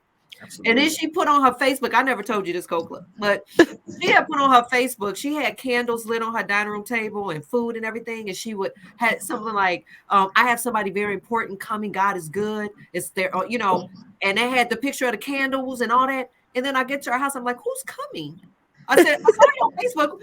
Who's gonna be? She goes, you fool, you. You're the one that's coming. You're the special person. And I sat there and I ate with your family. And I talked about this idea of what I wanted to do, the idea of it. And Kokla said, I got you. And then I think 2 days later, we were on a big Zoom with Queen and Stephanie and all these women. And then Dr. Rita brought Dr. Gettings. And the evolution of this thing is so profound. And so God anoints it. And you came to me with your truth and you just believed Yes, it. So, you know, I even we do. don't see Kokla is the foundation of the Brain Truth. She is the foundation of the Brain Gang. She's the founder of the Brain Gang. She's y'all gang leader. You know, bow down. But I want to say back to you, thank you for believing in me and inviting me over Oh, to a candlelight absolutely. dinner for a star. And that star happened to be me. And I thank you. And I love you so much. I love you all too, and I love you too, Allison, for doing this for everybody. It has touched the lives of many, and I just want to conclude with you, Dr. Gettings. You are awesome. You are a star, and I thank God every day that we have people like you that look upon people that love us enough to take us and where we need to go to get us to where we need to be. Thank you so much, Thank you, Copeland. You Kokla. are equally amazing. And I am so prayerful that we all going into this new year continue this vision, because the evolution of it is just incredible. Incredible. So, and the more you give me the details of how everything just Girl. seems to be, in the words of Allison, I'm getting chills. I'm getting chills, honey. I'm telling you, all bone chilling. Thank you, Kokla. Thank you. You all have an awesome Be evening. safe. Thank you. You're at work. Be safe. All right. Bye-bye. Woo, what else, y'all? Is that it? Is there more? You're surprised. Oh, gee. Oh, my God. Oh. Hello, my darling. How are you? Okay. She crying. Yeah. Yes. Dr. Ivy. All of y'all are looking fine. You look at too, Dr. Ivy. Yes. Yes. Well, Romeo, Dr. Ivy is an international sound therapy. I don't even know. She got like a I don't even know how to say it. When I was at my lowest, I was watching Ayanna Van Sant every morning. And that's why I got introduced to Dr. Ivy. And I started doing her sound spa. She's international, like seriously. Absolutely. Little old me. I inboxed her and I was like, I don't know. I was just inboxing you. I didn't think you would ever respond. And she said, woo, girl, I feel your energy. and she brought me on. Absolutely. And I had a meeting and we were building your website because you have been all around the world, like everywhere, but never really on this medium. It was new because it was COVID. And she put me on her team. And I remember I was in a meeting, I was talking. And then y'all were like, okay, so you're ready, but you're not really ready. Like it was before I went into the hospital. And I was calling her and she was doing sound therapy and praying with me. And then she introduced me to Dr. Sister Jenna, and everybody know who that woman is. And together they really were healing me on the inside in my soul. So when I talk about the antidote, when I talk about people that really love you from like a divine connection to God, and they go to work on the inside of you, that's the work this woman was doing. And I know it's real because she never gave up. There were nights where I was just on the phone with her for hours. Her husband was calling her and she was just, breathe and listen to this. And she wanted me well. So thank you. Well, my love, we are all on that journey for healing. And if we are tuned in to the higher power, yes, know that you're going to be in the right place at the right time. And who knew, when he said, come to the sound spa, that she was going to do that. I had no idea. So when the door opens, you have to go through it. Yes. Sometimes you don't know what's on the other side, but your spirit can feel that this is where you're supposed to go. Amen. And that is how it felt to me. And during the pandemic, I wasn't working, like nobody was, right? Pretty much. Just that one day a week, I made sure I was there. We did that for 18 months, once a week. And your energy, believe it or not, supported me. See, because you have not told you my story yet. Where I came from. and how I was on the floor, on the rug, sleeping for 6 months, and I had a beautiful home with a beautiful bed, but I couldn't get up off of the floor. Wow. I'll tell you about that. Because we're going to have you on the show to talk about it. We're going to do a whole bunch of stuff with sound. So I'm telling you, this is how I got up. This is how I relieved the pain. So I know now that sound frequencies, sound vibrations is the new medicine for the 21st century. And because it saved my life. And that's why I wanted to share it with you. Yes. And then when you went on your journey, see, it looks like some type of a mental health breakdown. Yes. Really what it is a breakthrough. Yes. Because we cannot reach our highest good until we've experienced whatever it is on the lower plane that God has created for us, so that we can see beyond and over and reach the mountaintop. Yes. You know, now, who best to understand how to relieve this level of pain, this level of trauma, than those that have experienced it and survived it, and know exactly what buttons to push in order to open the right door. Because I'm telling you now, if you're a person of color and you live in America, it is nowhere in the world you're not walking around with some type of mental health challenge. Yes. And if you don't think so, please call me. Yes. Drop the mic here. You dang on skip. You better tell the real. I am so proud of you. And I have prayed and I've been on my knees and I'm still praying and still on my knees. Yes, ma'am. Because this whole thing, is very fragile. Yeah. You don't want to step on the wrong piece of wood. Although, you lift yourself right back up. But yes, my love, I watched you from the very beginning. And I'm so grateful that you listened to the Spirit of God in your soul. Because you would not be where you are now if you were not on a divine mission. Yes. So go ahead. So go ahead. Thank you, Dr. Ivy. You're just amazing. And thank you for praying. I know you and you're praying for me. I get your text messages and I feel your vibration. And we listen to you when you in that meeting. Remember Dr. Gettings when she made that call and was like, and I don't go to the production meetings. Dr. Gettings and Stephanie, they handle all the behind the stuff. And this year, Isn't it beautiful? I just show up and let God use me. That's it. I just want to ditto them, duplicate them, and then see if they can help me. Yes, we got a lot of big plans for this year on a lot of different stuff with the Brain Gang and how we're going to mobilize and make sure that everybody has their platform. I was talking to my my publisher today because I'm getting ready to finish my book, and she said, "Have you ever heard of sound vibration?" I've been, she had a tumor. And it healed her brain. And I said, stop talking. Dr. Ivy gave it to her. She's like, I need to meet her. That's like a superstar person. I'm like, so we're going to do a whole series on this. Because she said, I believe this is what healed my brain tumor after my second surgery. They said they wanted a third surgery. And I said, well, you ain't heard no sound till you heard Dr. Ivy. Well, I'm going to tell you. Googling. I said, stop Googling all that stuff. You don't know what you're Googling. You better get to the master. So I'm going to talk to you about that too. I cannot wait. But just think of all the lives that you have touched in this short period of time. What was the word, Dr. Gettings, that you said it was expedient or something? What was the word? It was a big doctory word, I'm sure. It was. Talking about like this has happened with a quickening of quantum. Yes. And only because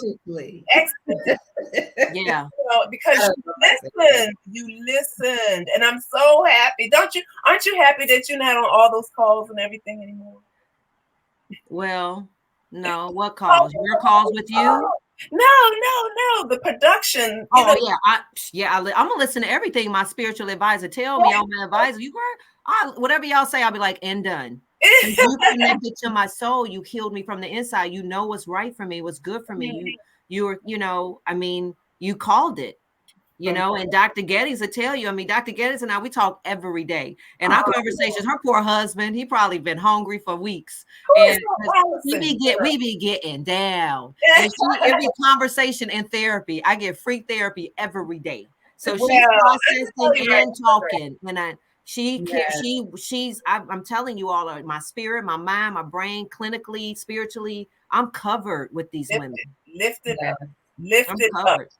Yes. Yes. Well, I'm grateful for Willie and Dr. Gettings, MD. Yes. All of the people in the world that have the mind to tune into this frequency. Because this is the doorway to the way.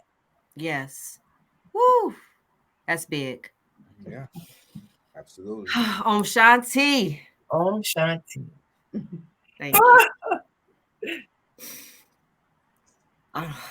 Everybody's speechless. Nothing else. Yeah, shut it down. You don't speak after that. Absolutely. Thank you, Dr. Ivy. Oh, love you. Thank you so much. And guess what? What? Frequency of Love is coming out soon. I finished the CD.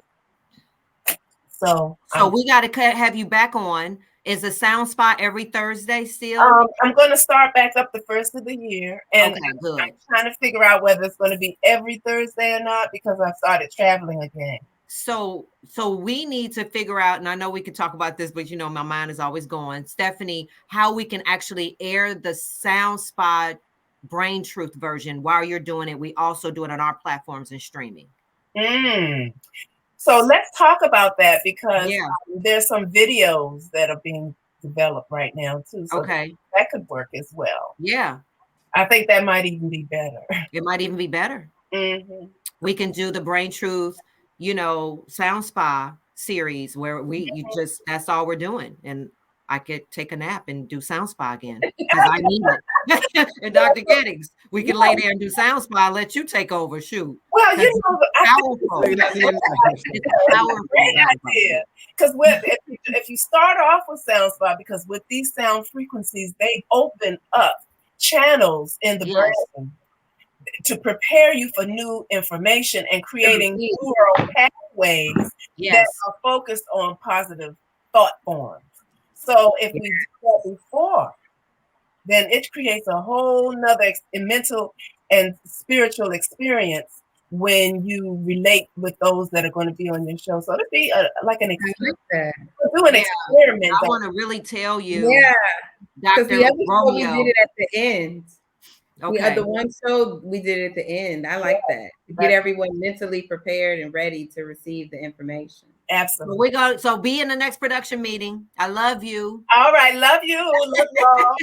I'll talk to you soon. Keep moving. Yes, ma'am. Absolutely. Okay. And I got your coffee. We doing tea soon. I haven't forgotten. Very good. She said very good. Woo, y'all. This is a lot. I don't know now. Y'all should do it 2 We got one more. We have one more. Drum roll. Drum roll. Wait a minute. Please don't. Please. Wait a minute. Oh my goodness. Hi. I didn't know you could come on Tuesday. Don't you have a show? Don't you? No, because this is my show. I dropped out of that show because of this show.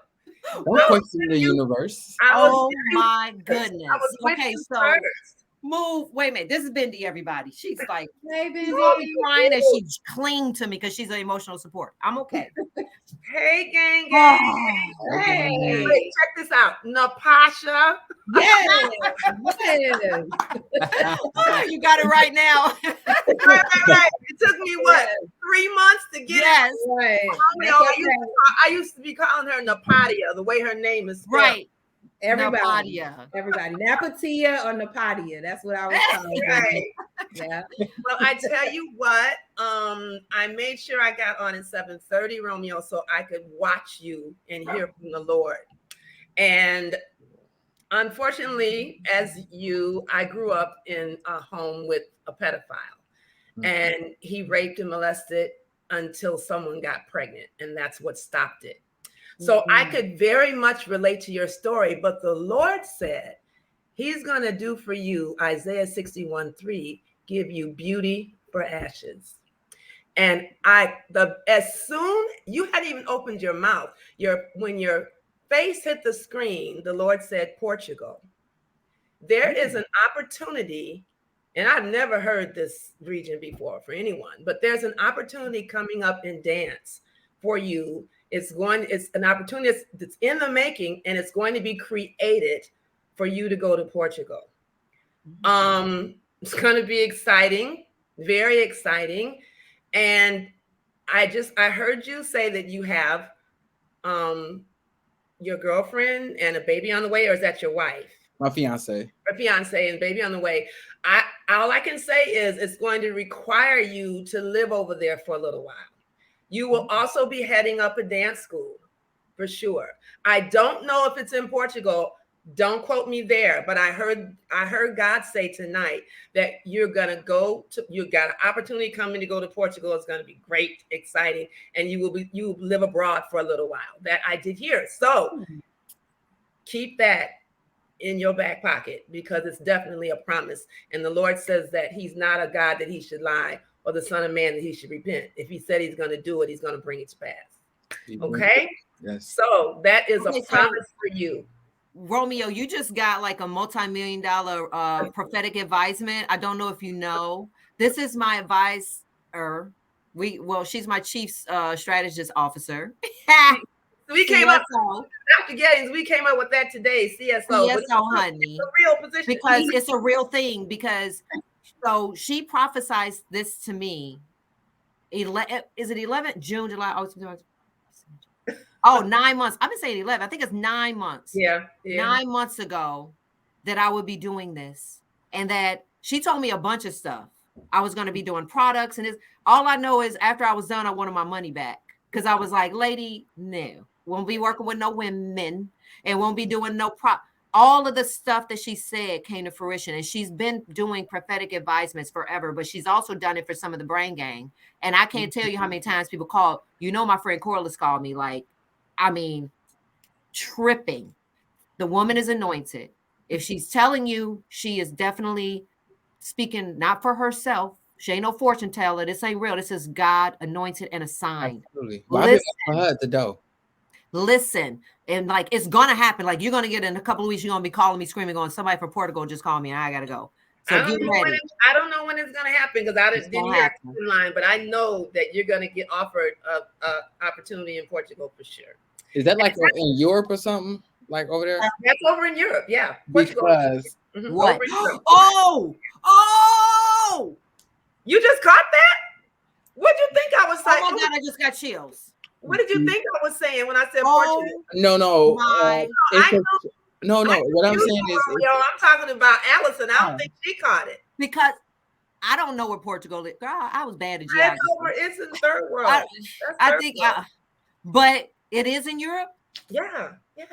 That's why I said he's gonna be living overseas. Next to Spain. Well, the reason why we said that is because I'm trying to get on this reality show, and the castle that we're supposed to be going to, the final episode is in Europe, and it's in the castle, and but they haven't picked the 20 finalists yet, and it's coming up, and you have to raise funds for mental awareness, for the JED Foundation, and create context. So I don't know, that's just stay on your path. Whatever path you're on, stay on that path. God's got you.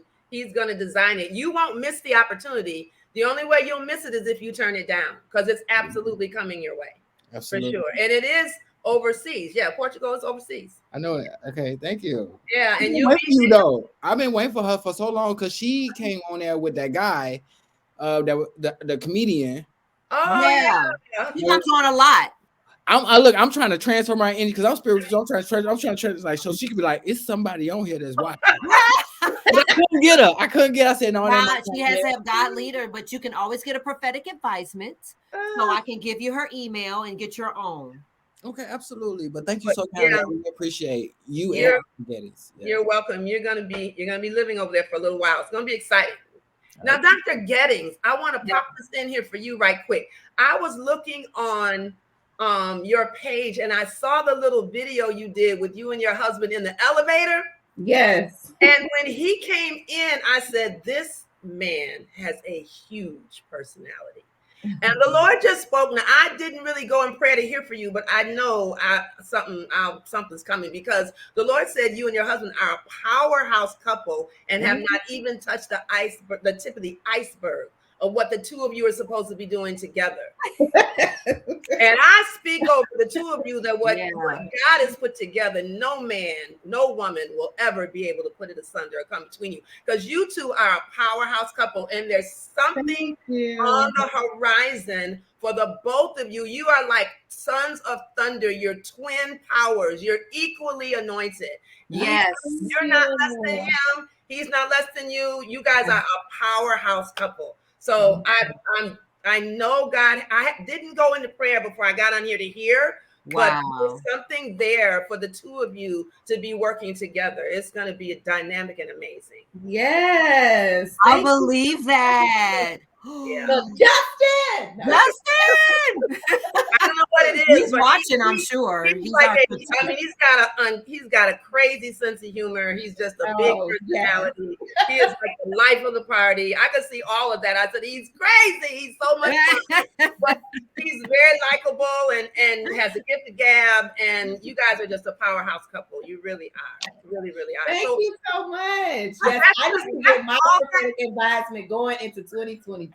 Well, that's just, how they say edification and exhortation and comfort. That's just a little bit of edification. That's not really so much prophetic. Although the powerhouse couple, yes, that's prophetic. But I wanted to get a handle on what it actually is that's coming. But there's something there for the two of you, for sure. Yes, thank you so much. Yes.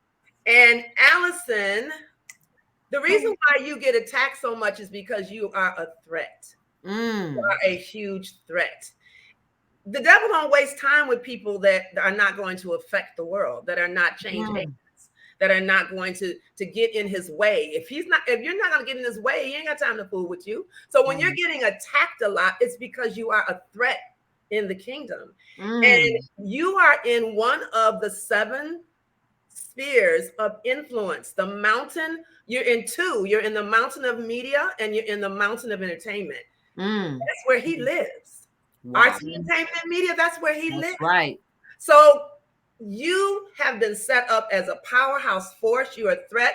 And God said 2022, even though it's going to be a year of a lot of turmoil for the world, I had heard about a week ago there's going to be a lot of vacant seats in the government, in the House and Congress. And last week, 18 Democrats announced that they're going to leave.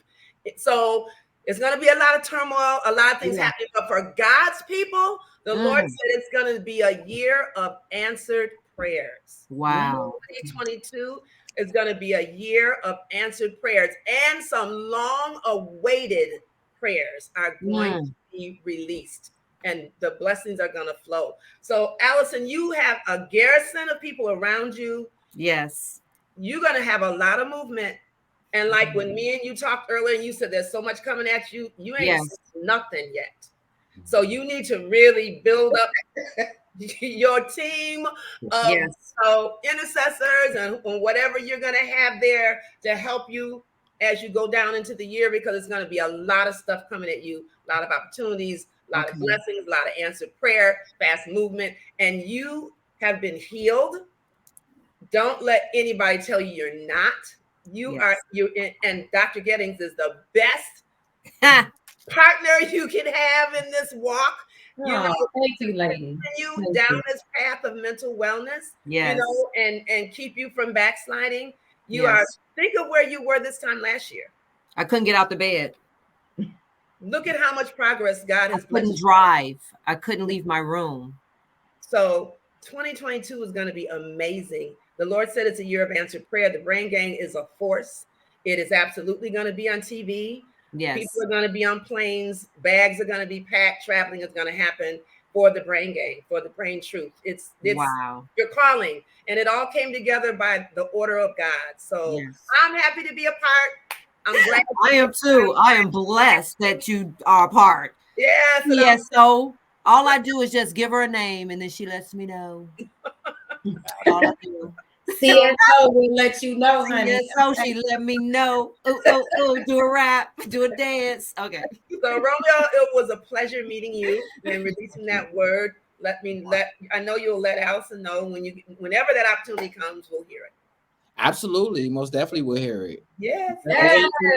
And Brain Gang goes to Portugal. We're gonna go crazy. But I just want to say thank you so kindly for your blessings and and your journey that's about to happen for you as well. I mean, I don't know too much about you, but I'm sure you probably got a book in the works that's coming out. And if not, I'm sure you're going to eventually have your own TV show. Whatever you doing, just keep doing what you got to do. I will. Because the stars is the line for you as well. So thank you. Thank you. All right. You. I love you. I'll talk to you every day. All right. And see you at 5:30 at the prayer call, Dr. Gettings. Right. Okay. Dr. Gettings. I was there the first time, Prophetess Julie, and then I know. Wait, the first day the whole line blew up, but then after that, folks were snoring. No, have I missed the call, Prophet? She's on there every morning. Every morning, 5:30. I don't miss it. Although the other day, her voice was so soothing. I don't know what that was. Because I was stuck in the house because there was somebody outside trying to holler, and they were outside stalking my car. And are you serious? Huh?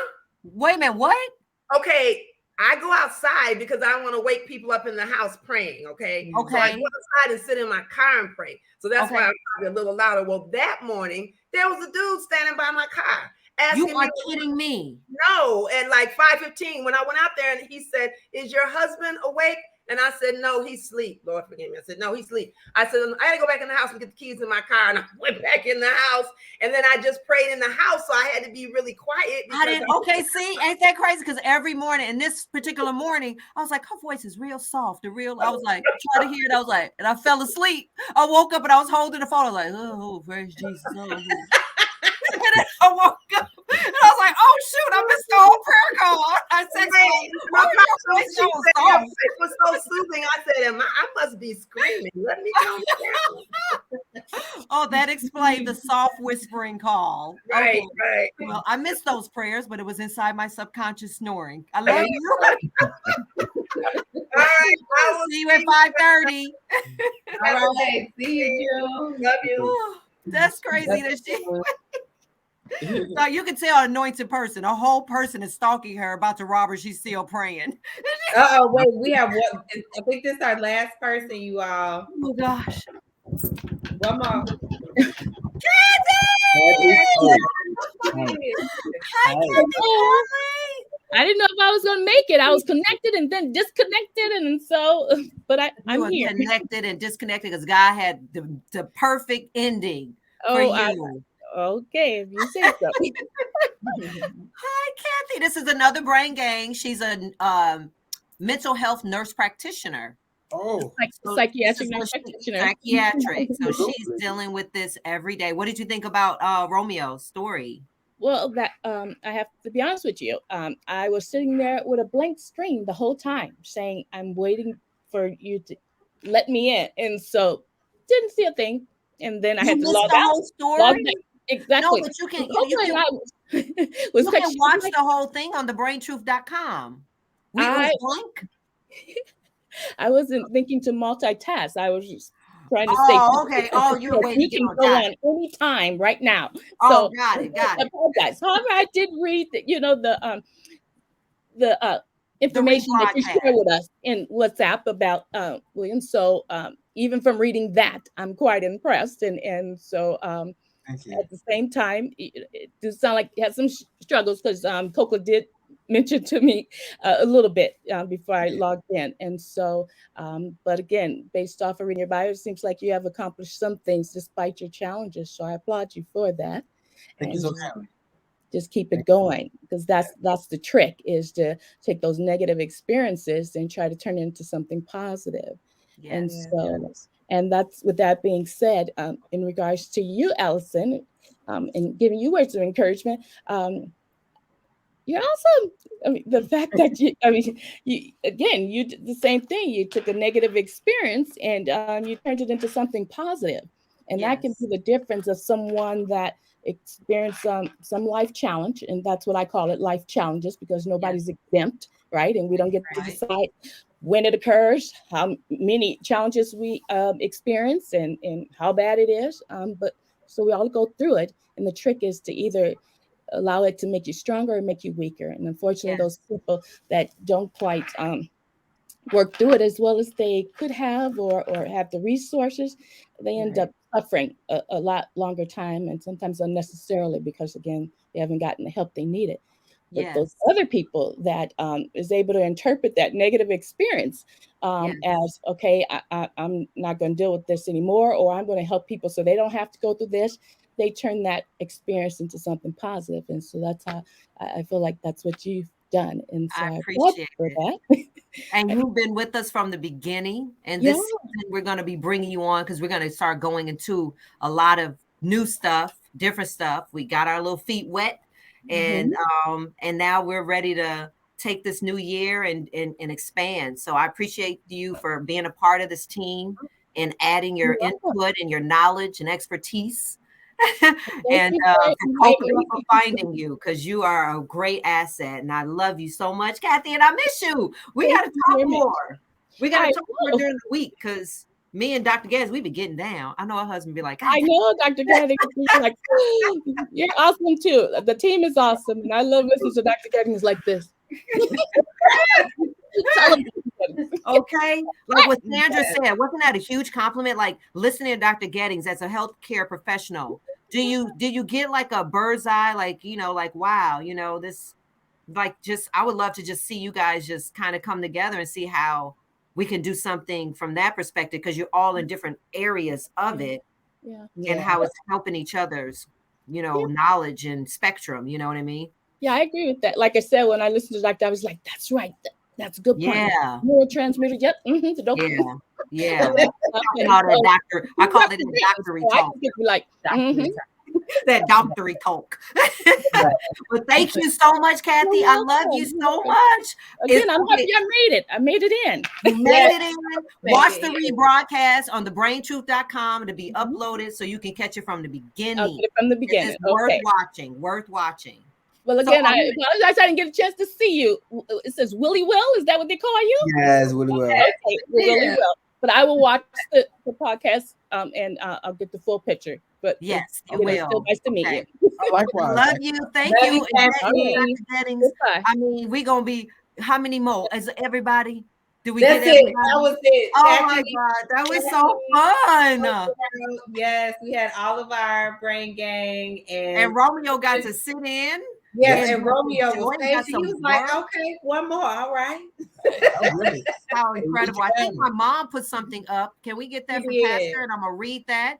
And then I know I'm over time. So Pastor Jeanette, Happy New Year to my daughter, Allison, and the Brain Gang. May you continue to allow your works help those living with mental health challenges, mental health awareness, and mental wellness. Your advocacy as change agents are amazingly awesome. Y'all rock. Yay! You rock too, mommy. Because my mother was in my living room before I even did the first show. I was like, what am I gonna do? What am I gonna say? And she was literally one of the evolutionaries of this whole thing. Anyway, so kudos to her, secret creator of the Brain Truth. And then Big Brian Kimber, my brother, my sis doing big things. Absolutely. Oh, good job. Oh, that's my cousin, Sharice Tolliver. Thank you, Sharice, for watching. Oh my goodness. Everybody was watching tonight. I'm so excited. Okay, well, guys, we get a break. We get a week off. Okay. Next week, we will not be streaming live. We will probably rebroadcast. I don't know. We'll pick one of them, I guess. Y'all will pick something, do something. But we'll have a rebroadcast of one of our best shows. And we take a break. But remember, we still need sponsors. We're only growing and expanding. So remember, go to thebraintruth.com. Cash app us, please. Cash app us at # the Brain Truth. The Brain Truth, the Cash App. And here's our sponsorship opportunities. It's on our website. We have different levels that offer different things, but please help us any way you can. And again, Cash App us at The Brain Truth. And I don't know, but Dr. Gettings, I don't know, you're the bomb. Like everybody's the bomb, but you've been hanging in there with me. You've been holding it down. There's our Cash App. Please, y'all, can y'all send us something, please, please, please, please. Absolutely. Say something. We need the help. But thank you, Dr. Gettings. You've been hanging in with me, girl. Yes, you are so welcome. I don't know what I could do without you. Like, seriously. I am so honored and humbled every time you show up, every time you use your knowledge, because you don't have, you see patients all day, and then you come here and you still are bright and you're still offering such great insight just from my own journey, what you've done for me. I'm tired of crying. I'm sorry, y'all. I'm a crybaby. But you really every day, like every time I think about stuff, I remember some of the things you tell me, Dr. Ivy, Dr. Rita, Sister Jenna, everybody who's had an impact on my life, my mama, my dad and my sisters, my brother, this journey cannot happen without knowing. And before, when I went into the hospital, I didn't know what I didn't know. You don't know that people like you, Romeo. Yeah. I have the similar experience, but now I know that I'm loved, that I'm beloved, and that I have the support, and I can't do it. It's not like I can do this by myself. So I just want to thank all of you all and have a safe New Year, everybody. Thank you, Romeo, for coming here, sharing your truth. You guys, again, if you know or have any man that is struggling with mental health challenges, therapyforblackmen.org, headsupguys.org, and drobaricartman.com. These are some of the many resources. And remember, you can always go to NAMI, the National Alliance on Mental Illness. You can find that all on our website, thebraintruth.com. Again, have a safe holiday. Please get to Swabs and Swirls at Gmail, because if you're going to have a party, just test people. Just test people. Don't risk it. Okay. So swabsandswirls at gmail.com. Give us a call. We'll set up a COVID rapid and antigen and PCR test. Do it immediately. Like, actually email us tonight or tomorrow so we can have it back by the 31st. Okay. So anyway, that's all that I have. I think that's all I got. So thank you for tuning in to yet another episode to end the year for The Brain Truth with Allison Jordan on intellectualradio.com, an iHeart radio station. You can find us on Apple Podcasts. And in 2022, you can actually find us on 107.3, our new partner, VIP. So guys, have a safe holiday. We love you. Thank you, Brain Truth. See you in 2022. Yes, Happy New Year, everyone. Brain gang.